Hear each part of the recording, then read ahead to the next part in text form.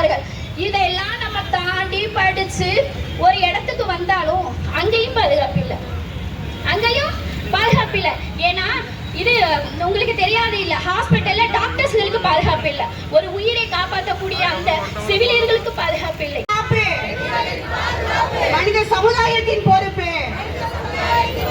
மௌனம் கலைப்போம், மௌனம் கலைப்போம்.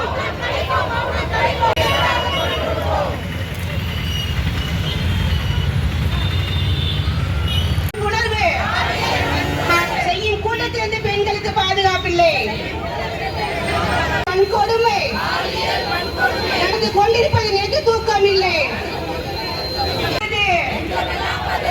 கதறுது கதறுது பெண் சமூகம் கதறுது. பெண் படை எங்கே போச்சு, எங்கே போச்சு?